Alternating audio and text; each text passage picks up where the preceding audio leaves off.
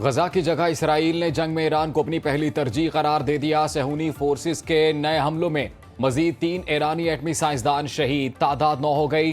Tehran धमाकों से गूंज उठा। मीडिया रिपोर्ट्स के मुताबिक तेहरान एयरपोर्ट के करीब इमारत को निशाना बनाया गया। सहूनी फोर्सेस का तिब्रेज ऑयल रिफाइनरी के करीब हमला। इसराइली तैयारों की ईरानी शहर जंजान में भी फौजी अड्डे पर बमबारी। असदाबाद के करीब बैलिस्टिक मिसाइल लॉन्चर्स तबाह। ईरानी हुकाम की मजीद 2 सीनियर अफसरान की शहादत की तस्दीक। इसराइली हमलों में ईरानी जनरल स्टाफ इंटेलिजेंस के सरबरा जनरल गुलाम रजा मेहराबी और deputy chief of operations general Mehdi Rabbani शहीद। Israeli army chief Eyal Zamir का कहना है इसराइल के लिए ईरान तक रास्ता साफ हो गया। अगले चंद घंटे में तेहरान पर मजीद हमले शुरू करेंगे।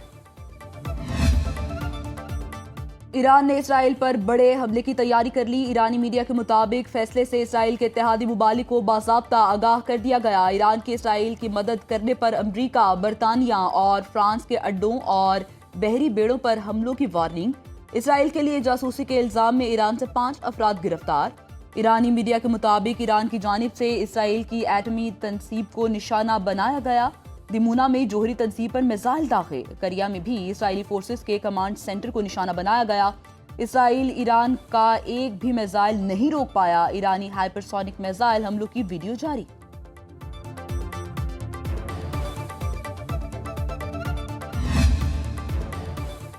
बरतानिया का ईरान इसराइल जंग से मुकम्मल ताल्लुक़ का इजहार। वज़ीर आज़म सर कीर स्टारमर का कहना है ईरान पर हालिया इसराइली हमले में बरतानिया ने कोई फौजी मदद फराहम नहीं की। बरतानिया ने ईरानी जवाबी ड्रोन हमलों को रोकने में भी कोई किरदार अदा नहीं किया। सूरत हाल को मजीद बिगाड़ने की बजाय सिफारती हल तलाश करना जरूरी है।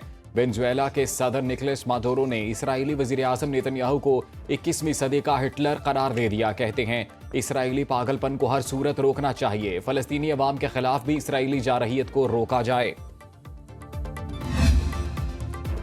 ईरानी हमलों के दौरान अमरीकी सफीर को 5 बार बंकर में पनाह लेना पड़ी। इसराइल में अमरीकी सफीर माइक हुकाबी का कहना है तेल अवीव पर ईरानी हमलों की रात बहुत तवील और खौफनाक थी। ईरानी मिसाइल्स की बारिश के दौरान उन्हें 5 बार पनाह गुज़ीन बंकर में जाना पड़ा। पूरे इसराइली अवाम को शेल्टर के करीब रहने के अहकाम जारी किए गए थे। ईरान के इसराइल पर हमले के बाद फलस्तीनी इलाकों और लिबनानी दारुल हुकूमत बैरूत में जश्न। ईरानी शहरियों का सड़कों पर जश्न, फतह के हक में नारे।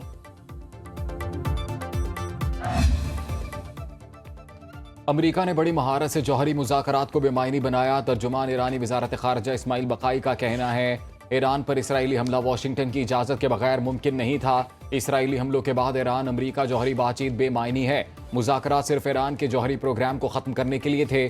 सहूनी रियासत को ईरान पर हमले की इजाज़त देने के साथ मुज़ाकरात की बात नहीं की जा सकती।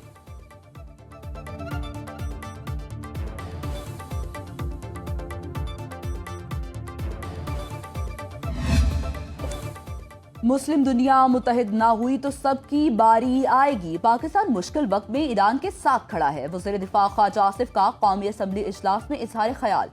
कहा इसराइल ने फ़लस्तीन के बाद यमन और ईरान को टारगेट बनाया। मुस्लिम ममालिक हर सतह पर इसराइल का बाइकआउट करें।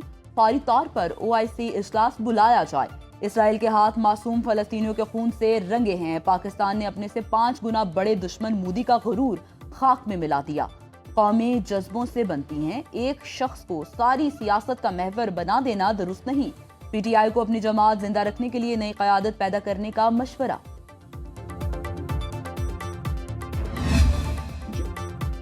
जंग किसी मसले का हल नहीं। आलमी बरादरी ईरान इसराइल जंगबंदी के लिए किरदार अदा करे। कश्मीर समेत तमाम तस्फिया तलब तनाज़ात का हल मुज़ाकरात और सिफारतकारी से ही मुमकिन है। पाकिस्तानी सिफारती वफ़द के सरबराह बिलावल भुट्टो ने अमन के लिए आवाज़ बुलंद कर दी। ब्रसल्स में न्यूज़ कॉन्फ्रेंस में कहा भारत पानी को बतौर हथियार इस्तेमाल कर रहा है। पाकिस्तान ने पहलगाम वाक़े की तहकीकात की पेशकश की, भारत ने इनकार किया। अक़वाम मुत्तहिदा सलामती काउंसिल में मसला कश्मीर पर बात की।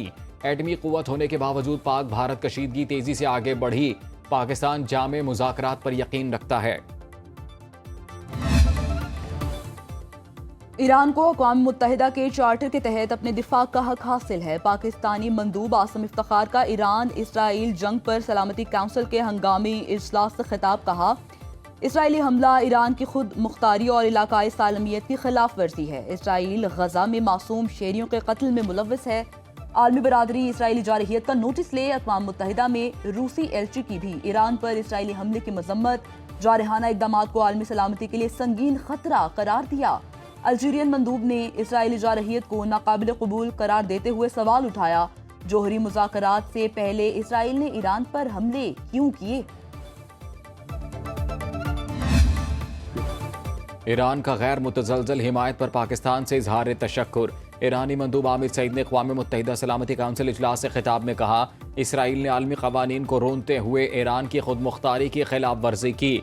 इसराइली हमलों में आला फौजी हुकाम समेत 78 अफराद शहीद हुए। 320 से ज़ायद जख्मियों में अक्सरियत आम शहरियों की है। अमरीका इन जराइम में मुआवनत और इसकी इजाज़त देकर नताइज का मुकम्मल जिम्मेदार है।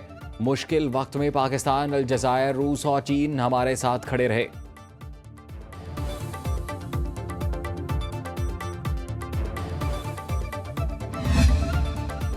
इसराइल और ईरान की जंग पर सरमायाकारों का मुख्तात रवैया। तेजी से ऊपर जाती पाकिस्तान स्टॉक मार्केट में सिर्फ 500 पॉइंट्स का इजाफा हो सका।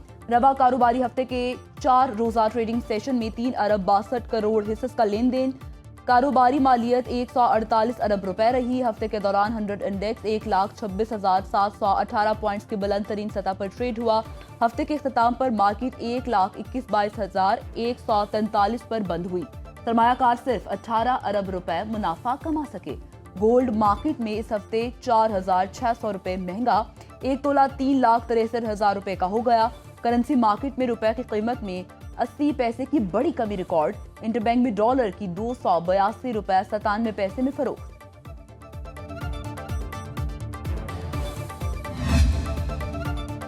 अक़वाम मुत्तहिदा के चार्टर के तहत ईरान को अपने दिफा का पूरा हक हासिल है। पाकिस्तान ने सलामती काउंसिल में ईरान पर इसराइली हमले के खिलाफ भरपूर मौक़िफ़ अपनाया। ईरानी मुस्तकिल मंदूब ने भी पाकिस्तान के मौक़िफ़ को सराहा। वज़ीर इत्तलात तथा तारड़ का कौमी असम्बली में इजहार ख़याल।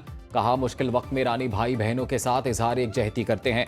पाकिस्तान खित्ते में अमन का कहाँ है? दुनिया अमन के क़याम के लिए पाकिस्तान के किरदार की मौतरफ है। ओवरसीज़ पाकिस्तानियों ने रिकॉर्ड तरसीलात ज़र भिजवाई।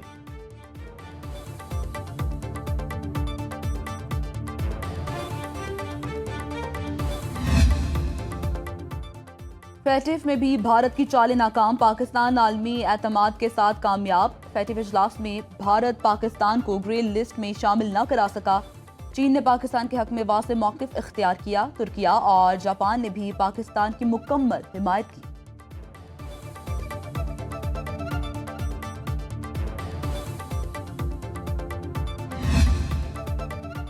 सिंध का 1000 अरब का तरक्याती बजट। विफाक ने पूरे पैसे दिए तो रकम मजीद बढ़ा सकते हैं।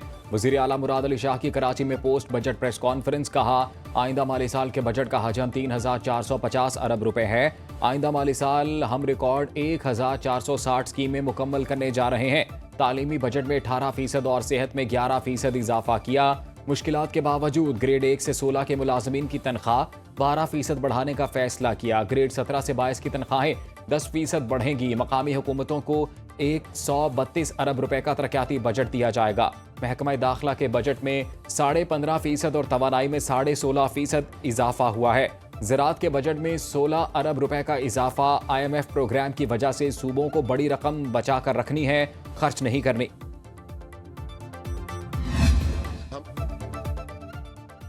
खैबर पख्तूनख्वा का रेवेन्यू इस साल सबसे ज्यादा रहा। पहली बार 2000 अरब रुपए से ज्यादा का बजट है। PTI की हुकूमत ने 157 अरब रुपए का सरप्लस रखा है। मुशीर खजाना खैबर पख्तूनख्वा मुजम्मिल असलम की पेशावर में पोस्ट बजट प्रेस कॉन्फ्रेंस। कहा, खैबर पख्तूनख्वा को विफाक से 90 अरब रुपए कम मिले। विफाकी बजट में खैबर पख्तूनख्वा का हिस्सा कम रखा गया है। कबायली इजला के करंट बजट में रवा साल 47 अरब रुपए सूबे ने खुद खर्च किए। विफाक का तरक्याती फंड सिंध और पंजाब से कम है। बजट में 5 अरब रुपए से ज्यादा मालियत की नई स्कीम्स शामिल की गई हैं। लाहौर हाई कोर्ट की 150 साल तारीख में पहली बार सरकारी अखराजात में कमी का फैसला। चीफ जस्टिस आलिया नीलम का ग्रेड 20 और 21 के अफसरान से सरकारी गाड़ियां वापस लेने का हुक्म। Lahore high court monetisation policy का इजरा कर दिया गया। नई पॉलिसी के तहत अफसरान को गाड़ियों के बजाय फिक्स अलाउंस मिलेगा। ग्रेड 19 के अफसरान से मुतालिक फाइनेंस डिपार्टमेंट की मुशावरत के बाद फैसला किया जाएगा।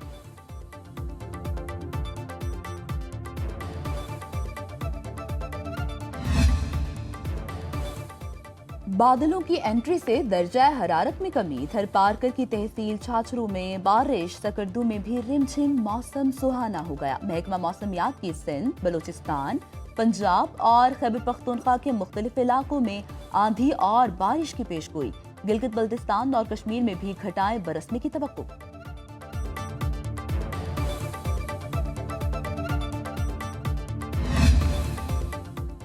कराची में एक बार फिर जमीन लर्ज गई। शहर कायद के मुख्तलिफ इलाकों में जलजले के झटके। मलीर शाह फैसल कॉलोनी, कायदाबाद में जमीन की थरथराहट।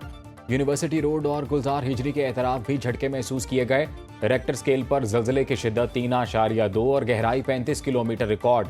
1 जून से अब तक कराची में 39 बार जलजला आ चुका है। जलजले से कई घरों की दीवारों में दरारें पड़ गईं।